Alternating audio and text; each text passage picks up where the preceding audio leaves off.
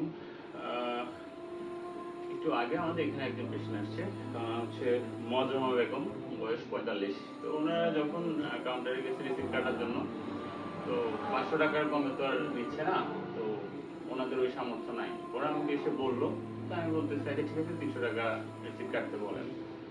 তো 300 টাকা রিসিপ্ট কাটার পরেও উনি যখন আসছে, আমি ওনার হিস্ট্রি নিলাম। ওনার নি জয়েন্টে ব্যথা আর কি, নিতে হাঁটুতে ব্যথা। তো ওনাকে বললাম আর কি যে আমি 2-1 দিন একটু ওষুধ দিয়ে দেখি, তারপর লাগলে পরীক্ষা নিরীক্ষা করবো। তো উনি বলতেছে না এখন করাবে। পরে বললাম যে ঠিক আছে, আপনি কি কাজ করেন, সমস্যা নাই। পরে উনি বললো যে উনি গ্রাম করে খায়। আমি দুঃখিত, আমি অ্যাকচুয়ালি প্রথম বুঝতে পারিনি ব্যাপারটা, গ্রাম করে খায় এটার মিনিং কি, মানে এই কথাটার সাথে আমি আসলে পরিচিত ছিলাম না।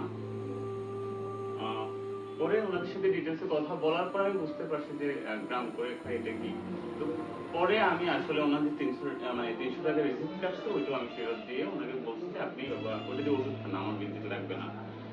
আর এক্স রে উনি করাতে আসছে, আমি ওষুধ দিয়ে দিচ্ছি। ইনশাল্লাহ যদি ওনার ওষুধে চলে না যায়, ইনশাল্লাহ আমরা আমাদের হসপিটাল থেকে ওনাকে ফ্রিতে আমরা একটা এক্স রে করে দিব। পরে আমরা কয়েকদিন ওষুধ খাক, উনি খাওয়ার পরে কি বলেন?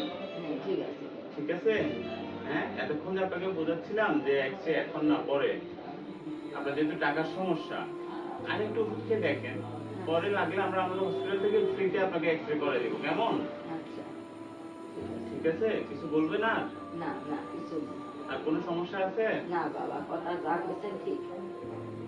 আমাদের জন্য দোয়া করিয়েন, কেমন? দোয়া করি আপনি। আচ্ছা, আসসালামু আলাইকুম।